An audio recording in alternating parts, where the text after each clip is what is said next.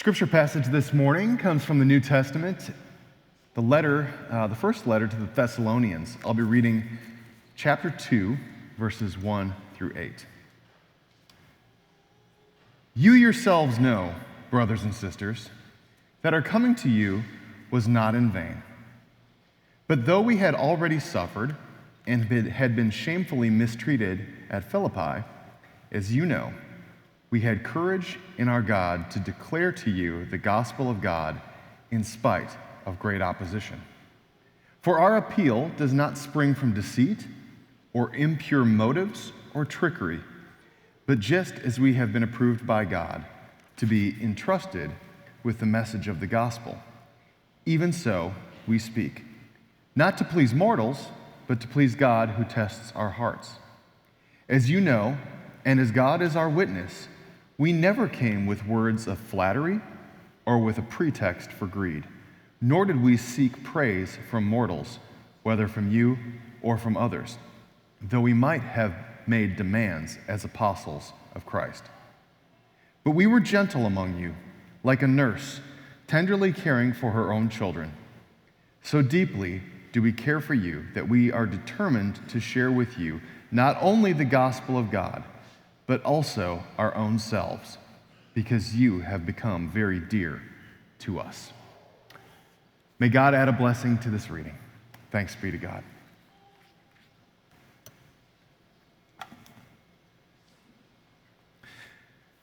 There's a historic and pretty well-known church that sits in the heart of Charleston, South Carolina. This church is called Emmanuel African Methodist Episcopal Church. And many of you are familiar with that name because that church somewhat notoriously became known with a tragic and violent incident about 9 years ago this year. 9 years ago, you may remember that a white supremacist opened fire on a Bible study, killing 9 members of that church. And the community grieved, and it was a horrifying ordeal, terrible situation. And as is often the case, we find out about a tragedy, but we don't often hear the good parts of a story. And the one thing that story did do was it called attention to Emmanuel AME and a little bit of the backstory, more of the history behind that church and really what a profound church that is and the impact that it's had on that community. Back in 1816, there was a group of African-American Methodists in Baltimore who were treated as second-class citizens, were told that they had to sit in the balcony of a church, and were feeling overall mistreated, and of course they were. And they walked out in protest and began a new church that day. A few years later, in 1818, a similar incident happened at the Methodist Church in Charleston, and a walkout occurred, and those African-American members who walked out of the church in Charleston said that they were going to start their own church at that time. And they were going to align themselves with the other church in Baltimore. So now there were 2 churches that were starting what became known as the AME, the African Methodist Episcopal Church. The AME church named itself Emmanuel in Charleston, citing that God is with us, as Emmanuel translates. And they continued on to worship and to practice. And then after the Civil War, they actually built a brand new structure, and they founded a church with 3,000 members at that time. 3,000. 3,000 is a big church today, but that was a massive church in Charleston in 1865. So this church continued to grow and to thrive. It survived an earthquake. It survived after an angry white mob burned the church to the ground, and they rebuilt it. And today that church continues a strong and proud tradition. And you may know that church by its nickname, Mother Emmanuel. And when we hear Emmanuel, we think about Jesus, and we think about Jesus being Jesus Christ, Jesus a man. So Mother Emmanuel doesn't make sense in some ways, except for that it's really not named about Mother Jesus, although I guess you could interpret it that way, but it's meant to be a mother church. It is a mother church because it was the second African American church in this country.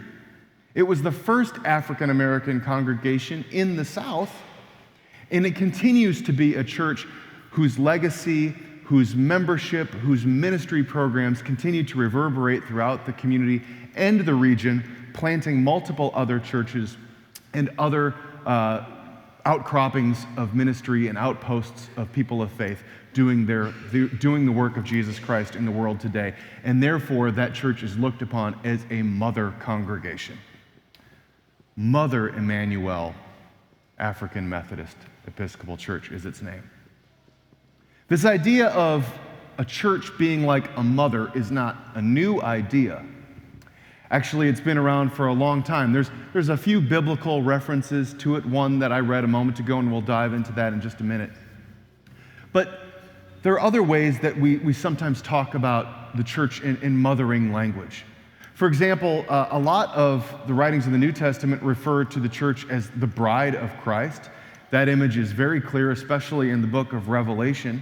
But bride and mother aren't necessarily the same. Sometimes they can be, but they're not necessarily the same. But the mothering language does have some precedent. And it may not surprise you that in the Roman Catholic tradition, where there has always been a strong emphasis on Mary, mother of Jesus, that the image of the mother church has taken on a great deal more importance than in other circles of Christendom. And therefore, Roman Catholic theologians have done a lot of unpacking about this mother language in the church. And I recently came across a quote from Pope Francis, and he talks about the mother of the church. In fact, it was within a larger treatise that talked about the church being a mother to us. Here's the quote. "The church is our mother. She is our holy mother church. That is, generated through our baptism, makes us grow up in her community, and has that motherly attitude of meekness and goodness.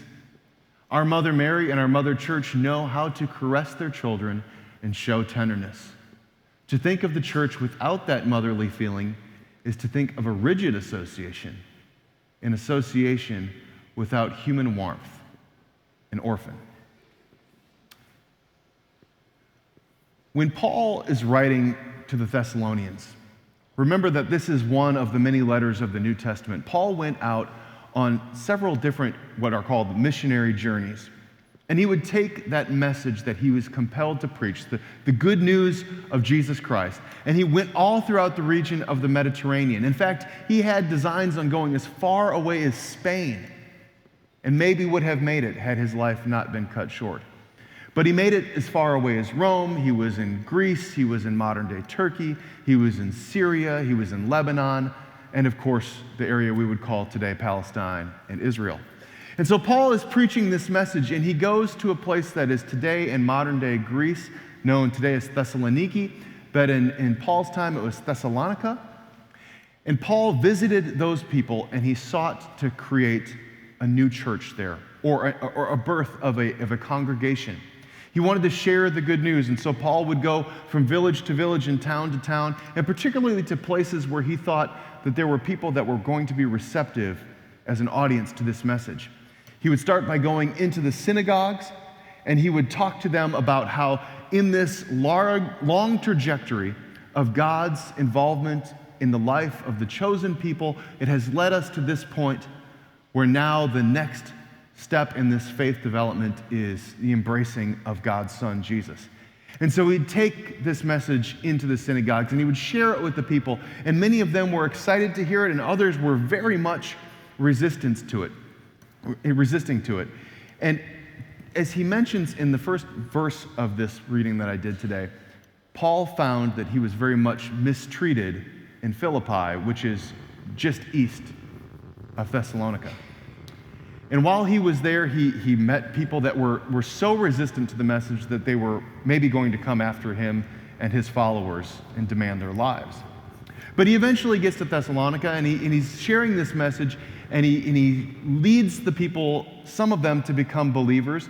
And they're very interested in what he has to say, but then he has to leave. He has to move on to the next community, and so he goes on to the next spot. But each time that he leaves, he goes and he writes back. He wants to keep correspondence and open communication between the places that he has originally visited and now he's following up with letters. And so that's where we find this letter today. But in the time that he's been away, he's already heard that there's been some challenges. There's people who are saying this is false information. There's people who are spreading rumors and lies. There are teachers who are giving false messages. And there are some of those who are insisting that Jesus is going to come back any second now, and we should prepare for that. And while Paul believed that Christ would come again, he was not necessarily as concerned as some that it would be immediate. And so he's debating with them, and he's trying to address some of these things, these challenges, these problems that are taking place in the early church community. And he says to them, I came to you in sincerity. I came to you with no agenda other than I wanted to share good news with you. And it grieves me to know that you are struggling. It hurts me to know that some of you are being persecuted. And he uses this language of like, I would like to pull you in close and nurse you back to health. I would like to care for you like a mother cares for a child in need. I want to be there to show you the kind of love and support that you can expect from the church, from your church leaders, from your community called this church in Thessalonica. And so he uses this mothering language, and this is one of the most vivid places it appears in the Bible. Again, let me just read those verses again to you. Though we might have made demands as apostles of Christ, but we are gentle among you, like a nurse tenderly caring for her own children. So deeply do we care for you that we are determined to share with you not only the gospel of God, but also our own selves, because you have become dear to us. You see, at this point, it feels like it's moving beyond just a theological argument. At this point, it feels like it's moving well beyond just an understanding of the scriptures and what the role of the community is and their identity as followers of Jesus. But he's saying, but this affects not just our beliefs, but our behaviors, how we care for one another, how we come to one another's aid, how we respond when there are needs, how we show compassion when you are hurting, how we reach out to you when you have been harmed. This is a different kind of way of being. It's not just setting forth an identity based on values and beliefs, but it's about how the community responds. It's about how we behave. And it sets the tone now for what the expectation of the church should be like.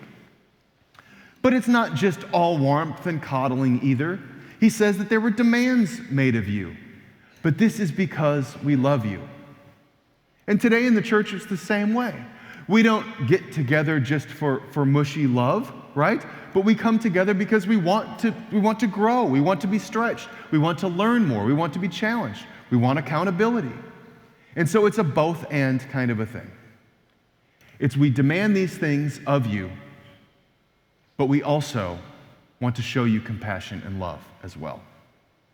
And who wouldn't want that from a parent? Who wouldn't want that exact thing? One proud moment that I felt like I had not too long ago was when both of my kids came to Eleanor and I, and they said, hey, thanks for being strict with us sometimes. You didn't say it maybe quite in those words exactly. Yes, you did say that. Yes, you did. You said,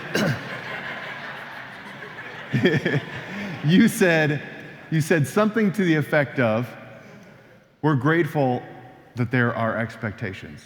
We're grateful that there are standards and that there are rules, because we also know what can happen if that's not the case, because they had seen an example of where that wasn't the case, right? And I think that the church asks for the same of us too. We do have standards, we do have expectations, and those often come in the form of our membership vows in the church. We promise to offer our prayers, our presence, being present, our gifts, our service, and our witness. Those are the expectations that the church has of all of us. We are all held to those standards. And so it's not just that we come to church as consumers, where I want to be fed, I want to receive what the church can give me, but it's a both and. You should feel like the church is being able to serve you and stretch you and challenge you in some ways. But the church should also be able to reach out and concern and love and support for you. But as such, there are also standards by which we must be held. And it's for our own good. And Paul is laying the groundwork for this, even in the earliest days of some of the first churches. When Mother Emmanuel was formed, they set forth an identity. We are going to be a particular kind of church with a particular kind of mission, meant to reach a demographic within our community that has been mistreated or abused. We will welcome you in, we will show you love and compassion, and there will be expectations for you as disciples of Jesus Christ. Sometimes the church just really has a beautiful moment of recognizing its role as mother, or seeing that mothering role come to fruition. Last Sunday, when I got home from worship, I was on a text thread with a bunch of other pastors from the North Alabama Annual Conference of the United Methodist Church. And we had been corresponding. Sometimes a message is just sent out for the good of the group, and sometimes something humorous happens and people want to share. You know how text threads go. But in this case, it had been really devoted in the recent days to the events of our global gathering, the General Conference. And a lot of my colleagues, I think, were on pins and needles going into worship last Sunday because they didn't know how General Conference might, and the decisions made at General Conference, might impact their own congregations. One of those congregations is down in Dothan, First United Methodist Church in Dothan. And the pastor, a colleague of mine, wrote to the group and he said, I want to tell you what happened today at First UMC Dothan. He said, we were having communion like we always do on the first Sunday of the month. And toward the end of the communion part of the service, one of our visitors came forward. He was a young man that he'd only recognized by his face. And he came forward and he said, I'd like to join the church today. And the pastor, warmed by the moment, said, fantastic, let's have you do it. And he said, tell me your name. He said, my name is Sean. He said, tell me, Sean, how did you come to this decision? Now, meanwhile, this is while communion is wrapping up and there's music playing and people are back finding their seats. Sean says, I've been a kid who grew up bouncing around the foster care system in our state. And I've had a lot of horrible experiences. Until finally, I was taken in by Embrace Alabama Kids, which is the organization formerly known as the United Methodist Children's Home. And he said, there's a group home of apartments where a bunch of us kids live, or young adults live, under the care of Embrace Alabama Kids. He said, the United Methodist Church saved my life. And when I had the opportunity, I came to my closest United Methodist church, and this is the church that I want to be a part of. This is the church I want to join. Well, needless to say, my colleague David could probably barely get through the rest of the service, but he was so moved by Sean's story. We've got a picture of Sean. Sean gave voice to something that I don't think we think about all that often, about the ripple effect of our ministries, about what it means when the church can take on that role of a mother or a parent. And in Sean's case, it became a tangible truth. The United Methodist Church saved my life, he said. Every year at Christmas Eve, the Christmas Eve offering goes to Embrace Alabama Kids, United Methodist Children's Home, and has helped individuals like Sean. What a beautiful thing to see that come back full circle. And while Sean was joining the congregation and professing his commitment and taking his membership vows to that particular church down in Dothan, here at Grace, during communion, a young girl and her family who's been visiting for a few weeks came forward and received communion for the very first time, and then proudly skipped out of worship, out to the front sidewalk with Pastor Paul's gigantic large print Bible as her own copy from last Sunday. And she clutched this Bible to her chest and talked about receiving communion for the first time. These are the things that are happening all the time. These are the signs of the church as mother, helping to impact, even transform lives. So I'd like you to think just a little bit about the blessings that you have received from the church in your lifetime. Maybe Grace, maybe the church of your childhood, maybe another experience that you have, but something that warms your heart and think about, that was a transformative moment. That was a key thing for me. That was something that helped shape and change my life. That was a time the church was mother to me. And as we reflect on these things, I invite you to be in an attitude of prayer.